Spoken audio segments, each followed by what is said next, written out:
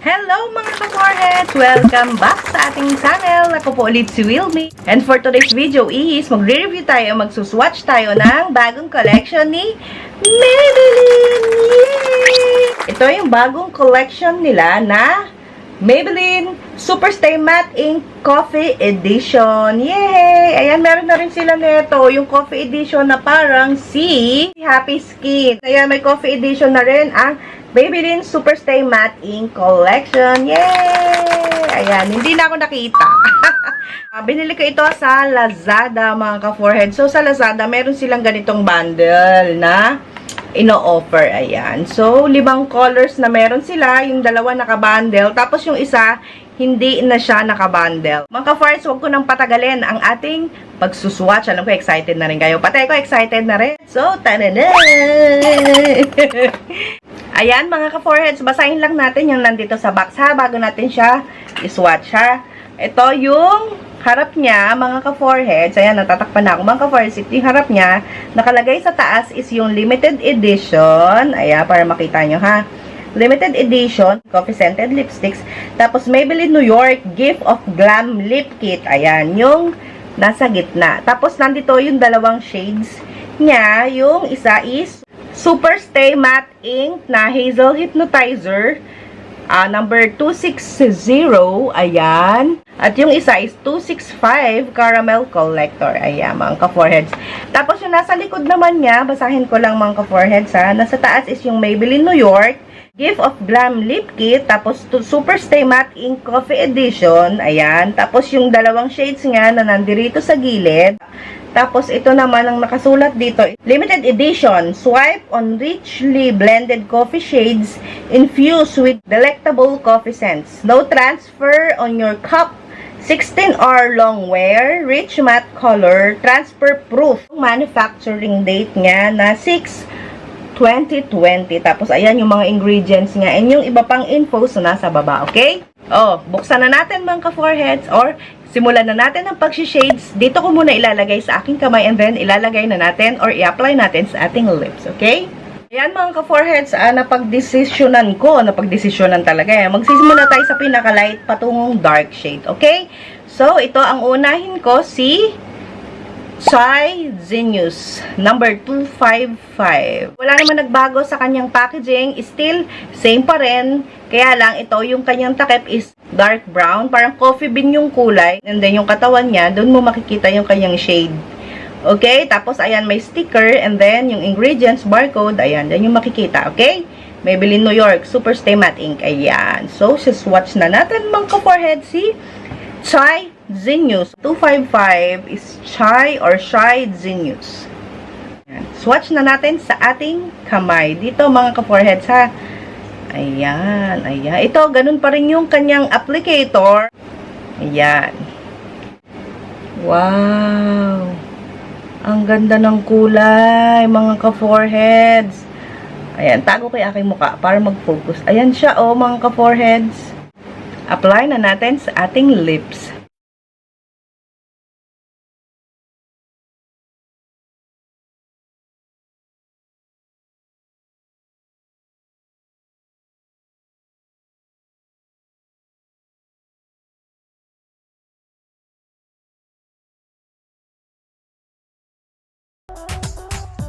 Next shade tayo mga ka-foreheads. Babarayin ko lang to. Si number 260 is Hazelnut Hypnotizer. Swatch na natin si Hazelnut Hypnotizer. Wow! Ang ganda din ng color. Pasensya niyo pag shade ko, medyo magulo. Wow, ang ganda niya. Para na siyang brown orange. Apply na natin sa ating lips.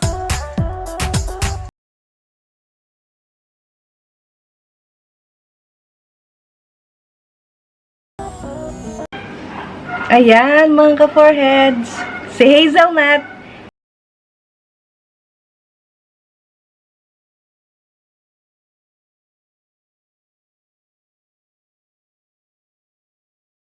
Shade tayo, mga ka-foreheads. Si number 265 or si Caramel Collector.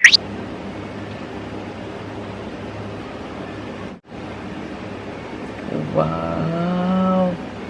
Maganda din. Ayan, oh.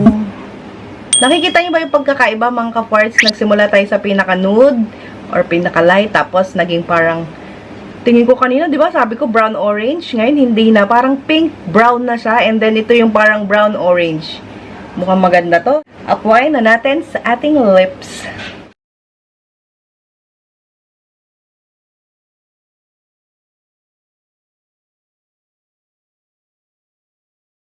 Ayan siya, mga ka-forehead, si Caramel Collector. Ayan, mas gusto ko to. Parang medyo bright yung kulay niya, di ba?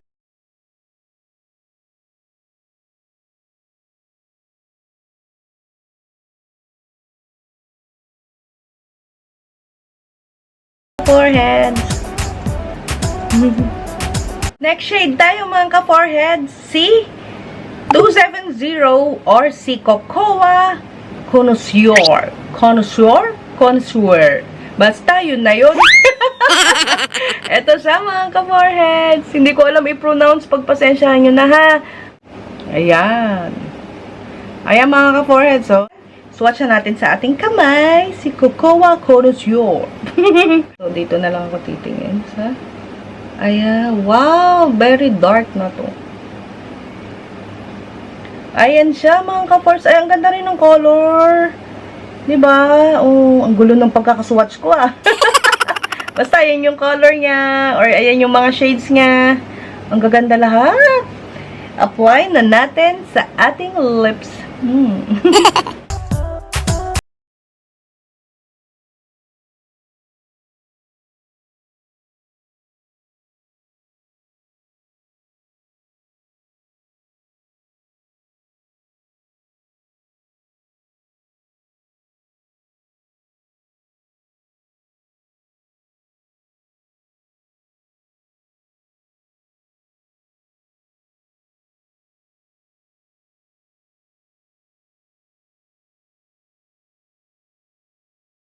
Mga ka-foreheads, doon na tayo sa last shade natin. Ito siya, mga ka-foreheads. Ayan, ako, super dark na to, ah. Ito si 275 Mocha Inventor. Ayan siya, mga ka-foreheads. Ayan, hindi siya kita. Ayan. Swatch na natin sa ating kamay. Let's daldal tayo today. Ayan, mga ka-foreheads. Wow! Super dark. May nagugustuhan na ba kayo? Papangit ng papangit yung swatch ko. Tingnan mo ito, maganda. Medyo pumangit. Ito, medyo gumanda. Tapos ito, wasak na eh. Ayan siya, mga ka-foreheads. So, super dark na nito. Apply na natin siya, mga ka-foreheads.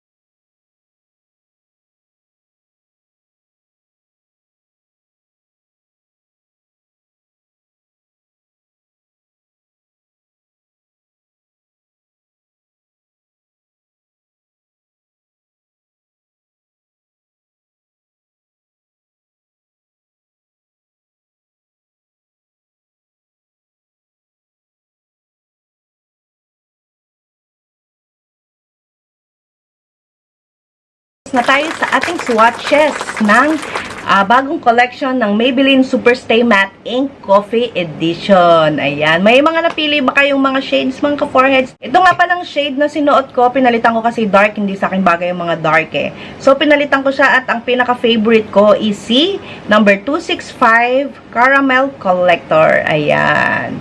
Yun yung parang gusto ko yung parang ano lang. Yan o. Di ba ang ganda? Parang orange-brown. Yan. Ito yung pinaka-favorite ko sa lahat. Kasi ito si ano, parang maputla para sa akin. Tapos ito okay lang. Second choice ko ito. Tapos first ko si Caramel Collector. Okay? Ayan. O, di ba ang ganda?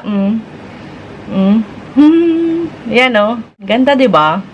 Diba, kanya-kanya naman tayong preference, diba, kung ano yung type nyo, kung gusto nyo sa nude, sa dark, pinkish, and, diba, kayo namang bahala doon. Basta ko ito, si Caramel Collector. Lalagay ko na lang yung link kung saan ko ito binili, ha? Through Lazada siya kay Maybelline Store, okay? O nga pala, mga ka-foreheads, si Maybelline Superstay Matte Ink, diba, alam naman natin kung gaano katagal sa ating lips to, diba?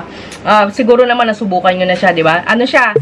Kiss-proof, waterproof, and mask-proof din siya, mga ka-forehead. So, hintayin lang natin. Siguro nag-set na siya. O, sige, titignan natin, ha? Ayan, o. Wala siya. Hindi siya nagta-transfer, mga ka-foreheads, diba? Subok na talaga natin tibay na ito, eh. So, yun lang, mga ka-foreheads, sa ating video for today. Salamat ulit sa pagsama sa akin at panonood, mga ka-foreheads.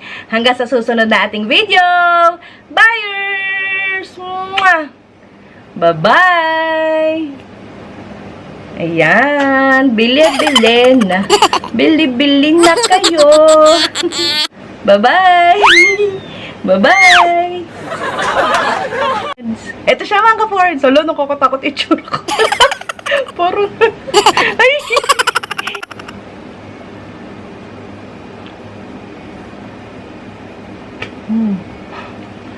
Malak na si Cocoa. Ano ba yun?